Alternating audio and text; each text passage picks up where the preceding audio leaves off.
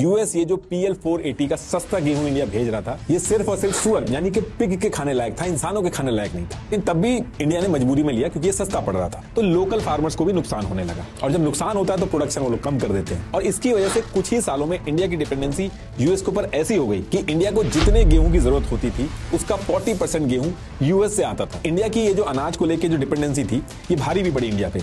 Year 1965 में पाकिस्तान के साथ जब इंडिया की लड़ाई हुई तो यूएस ने धमकी दी इंडिया को कि वो अनाज बंद कर देंगे। सेम ईयर में यूएस की वियतनाम के साथ वॉर हुई तो इंडिया ने बॉम्बिंग रोकने वगैरह के लिए स्टेटमेंट दे दिए थे। ये दोनों चीजें यूएस को बिल्कुल पसंद नहीं आई। यूएस के प्रेसिडेंट जॉनसन ने इंडिया का एक्चुअल में अनाज रोक दिया था, और इंडिया के अंदर लोगों की बहुत ज्यादा हालत खराब हो रही थी। वो तो जॉनसन की बेटी थी, उन्होंने जॉनसन से रिक्वेस्ट की कि एटलीस्ट वो क्रिसमस में इंडिया के अनाज की सप्लाई न रोके। तब जाके जॉनसन ने कुछ अनाज के शिप भेजे इंडिया में। ये लोग अनाज रोकते थे और इंदिरा गांधी जी को बार बार मजबूरी में फोन करके घंटों रिक्वेस्ट करनी पड़ती थी यूएस प्रेसिडेंट से कि सप्लाई भेज दे। और एक बार इंदिरा गांधी जी को इतना डिसरिस्पेक्टफुल लगा कि उनको अनाज के लिए इतनी रिक्वेस्ट करनी पड़ रही है, उन्होंने फोन काटा और ये फैसला लिया कि कुछ भी हो जाए इंडिया अपने फूड के लिए किसी दूसरे देश के आगे हाथ नहीं फैलाएगा।